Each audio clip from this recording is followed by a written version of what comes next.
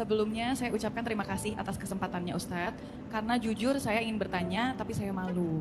Jadi begini Ustadz, saya kemarin punya pacar, sudah berjalan 3 tahun. Saya menilai dia cukup paham ilmu agama, karena dia rajin ibadah, serta ilmu bacaan Al-Qur'annya sangat bagus, alias Qori. Awal tahun 2024, dia sakit. Diagnosa yang selama ini saya tahu karena sakit lambung, tetapi bolak-balik masuk rumah sakit dan sering diopname. Selama sakit saya selalu mendampingi ke sana kemari dan sering ikut nginep rumah sakit atas permintaan orang tuanya. Ini belum nikah tapi ya Ustadz. Selama 6 bulan Ustadz, saya awalnya ikhlas. Lama-lama saya sadar Ustadz, kami belum menikah. Saya juga makin jauh dari keluarga saya dan banyak kerjaan yang saya tinggalkan. Masalahnya kalau saya tidak bisa menemani dia, pasti dia marah dan saya harus bolak-balik datang ke rumahnya setiap hari untuk membantu menemani dan merawat dia sakit. Dia juga sering bersikap kasar, baik fisik ataupun verbal, kalau ada hal yang tidak sesuai dengan kemauannya. Sabar tetangga, sabar. Kenapa? Sabar dulu sebentar. Oh, Sebentar. Lanjutin dulu ya. bentar. Mungkin mereka tetangganya kan.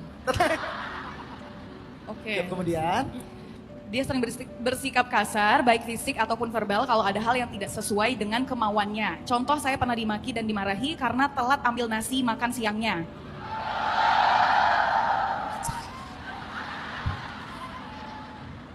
Saya juga pernah dipukul, dilempar barang dan diusir karena telat datang ke rumahnya. Sabar. Belum puncaknya belum. Puncaknya terakhir kali waktu itu saya diusir, dipukul, dan sempat ditendang di depan orang tuanya Ustadz. Setelah itu saya langsung memutuskan untuk pergi dan gak balik lagi karena saya capek. Pertanyaannya, yang pertama, apakah saya termasuk orang yang zolim karena meninggalkan pasangan ketika sedang sakit dan terpuruk? Hey, yang ditanya Ustaz. Yang ditanya Ustadz tapi sabar. Anda Ustazah Solehah. Yang kedua, apakah karma berlaku kepada saya karena tunggu sabar. Ya, apakah karma berlaku kepada saya Ustadz karena dia selalu mendoakan hal-hal buruk kepada saya? Ustadz.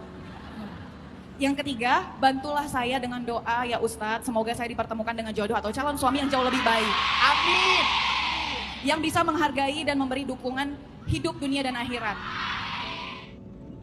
Coba marah. Aduh, Masya Allah ya, semangat anak-anak Medan luar biasa. Ini kalau orangnya ada di sebelah rumah kalian ngapain? Astagfirullahaladzim, bodoh. Apa? Kali bodoh, mau dibilang bodoh gitu Ustaz. Oke, udah ya. Saya boleh jawab nggak? Sebetulnya jawabannya udah ada sih tadi sih. Pertama, kita nggak, ini saya pengen ngajak kita sama-sama belajar menalar. Walaupun dari cerita itu kita udah tahu lah kemana kita berpihak. Tapi boleh nggak kita jadikan sebuah perilaku ketika kita mendengar, membaca, menonton sebuah berita, jangan buru-buru menyimpulkan. Itulah kenapa kita sering terjebak dalam konflik di sosial media, gampang banget menyimpulkan hanya dari komen. Kan kalau ada berita di TikTok tuh susah nyari informasinya kecuali di komen kan? Kecelakaan nggak ada keterangan di mana? Baca komen, oh. Sekarang bukan saya menuduh Mbak C, bukan, tapi ini lagi menjadikan ini sebagai sebuah inspirasi aja untuk berpikir. Sekarang banyak banget loh modus kejahatan itu dengan playing victim. Karena kita tuh dikelilingi oleh orang-orang NPD kan. NPD itu gimana cara kerjanya? Modusnya tiga. Love bombing, manipulatif, playing victim. Di awal dia kayak baik banget, di tengah dia mulai manipulasi, nanti kalau ketahuan playing victim. Pura-pura ketabrak lah di jalan, kan ramai sekarang. Pura-pura ketabrak, udah gitu teriak-teriak, wah tabrak lari. Coba kalau kita pakai pola pikir kayak tadi, gampang banget kepancing. Nggak mau menalar dulu masalahnya di mana. Akhirnya kita main hakim sendiri. Anak muda, Gen Z, Gen Alpha, atau Gen saya, Gen milenial, kita udah nggak boleh lagi main hakim sendiri. Karena takutnya kita jadi salah korban. Orang yang diteriakin maling belum tentu maling. Orang yang diteriakin tabrak lari belum tentu tabrak lari. Jangan-jangan dia korban NPD tadi. Balik lagi ke cerita tadi. Saya belum mendengar versi cowoknya. Ini jawaban saya menurut versi cewek. Udah jelas jawabannya. Mbak C, Mbak itu nggak kena karma. Pertama Mbak nggak salah. Justru Mbak itu udah terlalu baik menurut saya. Sampai kebaikannya itu lebih dari batasnya. Kan dia bukan tanggung jawab Mbak. Bukan suaminya kan? Bukan tanggung jawab Mbak, tanggung jawab orang tuanya. Kenapa pula orang tuanya nitip ke Mbak? Satu. Kedua, dia nggak bisa nuntut apapun dari Mbak. Orang belum ada kewajiban dan hak apapun. Ngapain dia lempar-lempar gara-gara masalah nasi telah diambil? Ketiga, orang yang mendoakan orang lain dengan keburukan, doa itu balik ke orangnya sendiri. Nggak akan sampai ke Mbak C, nggak usah khawatir. Jadi jangan sampai kita jadi kayak hidupnya was-was gara-gara banyak yang ngedoain buruk kepada kita.